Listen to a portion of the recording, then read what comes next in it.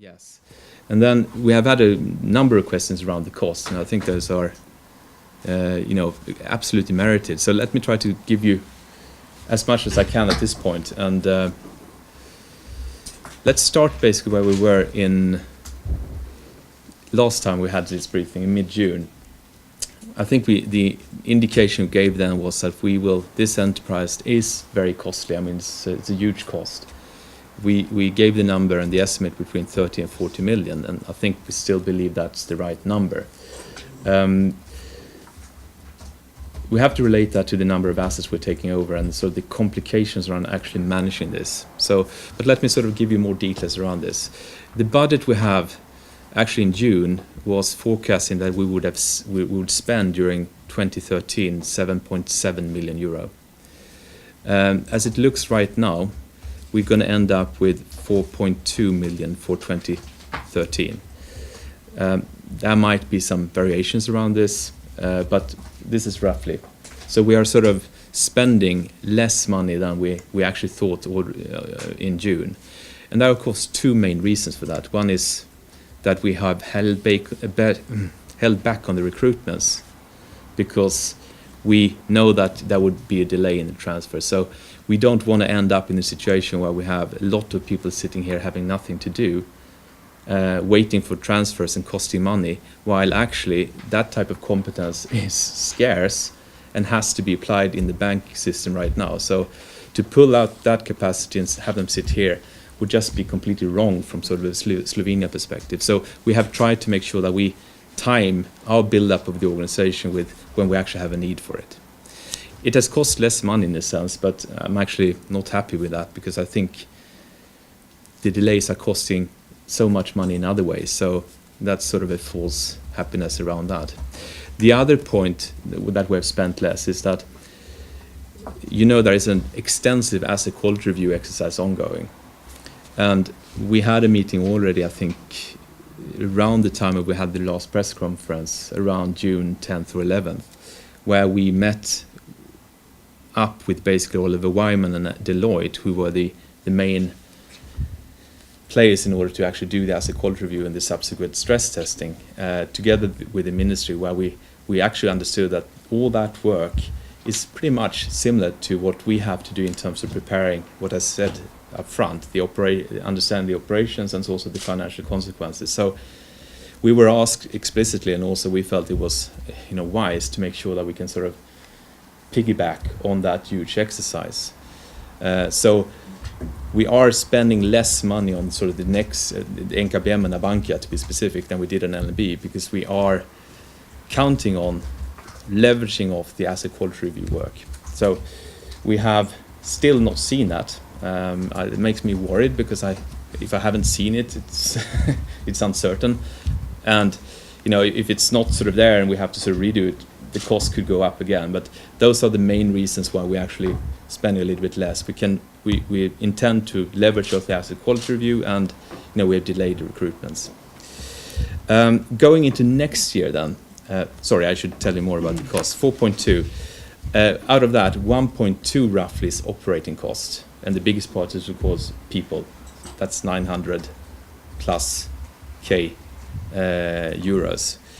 And then we have roughly 3 million in what we would call one-time cost. And out of those 3 million, 2 relates directly to the preparation work that we're doing in order to understand what we're doing. It would have been more if we can't sort of piggyback on the asset quality review work. It's still a lot of money, but I think it's one of the things where we really have to invest, because we have to understand the cases we're taking over, so we're not sort of delaying too much of action, which is going to be urgently needed when we actually sit on them. And the last million in terms of that one-time cost relates to, basically building up this company, refurbishing the office. We have built some IT tools in order to at least temporarily be able to manage the assets and sort of take decisions around that. We have designed the organization, the decision processes and the decision protocols, some translation cost and all those things. And that's roughly 1 million. So that's sort of the 4.2 million estimate. Now going into next year, we will of course be more expensive. We think right now that we will end up with a cost base of roughly 8.8 million for next year. We're then talking about an operating cost where the biggest part is personnel, around 4.8 to 5 million, and then quite a lot will actually be outsourced cost, where we buy, for instance, services from the banks during this transition period, and then eventually from third-party solutions. So that's sort of the major bulk of that. And then I think in 2015 we are looking at 9.5 to 10 million.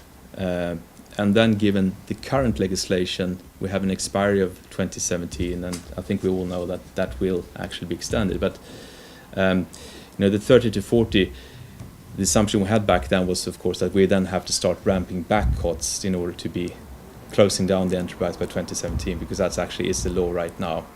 And that gives you sort of the estimate of 30 to 40. Will the time frame be extended? We will actually cost more. But I'd like to sort of give a perspective on that, because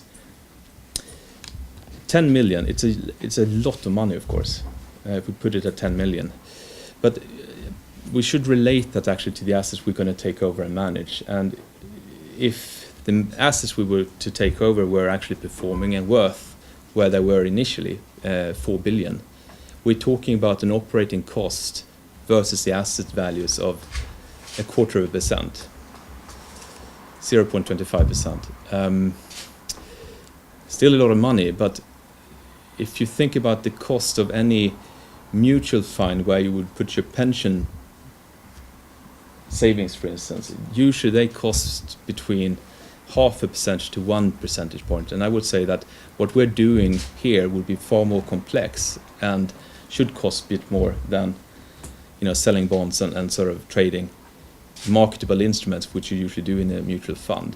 So from that perspective, I think we're sort of okay from a benchmark perspective. We have to make sure that we are not spending any single euro in excess of what we have to do. But from that perspective, I think we're sort of okay. The other comparison you could do is, of course, to look at other bad banks in Europe, because there are a few which have been running for quite some time, and I think we're pretty okay there also. I mean, we are a little bit disadvantaged because the actually assets we're going to take over are smaller than some of the other cases. So we have a disadvantage of scale there, but still we are, I think in Greece, the average cost is 3% a year. NAMA, I think, are operating 0.2 to 0.4, depending a little bit on how you look at it. And there are a few other benchmarks, and you can look into that and make that comparison, because I think that's, we should scrutinize these costs, of course, continuously. But I think we are designing something which are fairly cost effective. Now, the other point is, of course, is it worth it? Because, I mean, we are paying it. I mean, I'm a taxpayer. We are all taxpayers here, and we have to check, is this investment what we're doing actually worth that? And I would say that as long as we can provide value by managing those assets and creating value or stopping value destruction in excess of that percentage point, we're actually worth the investment. And that's the way we have to make sure that when we operate this, we're actually bringing value to the taxpayers in excess of that extra percent.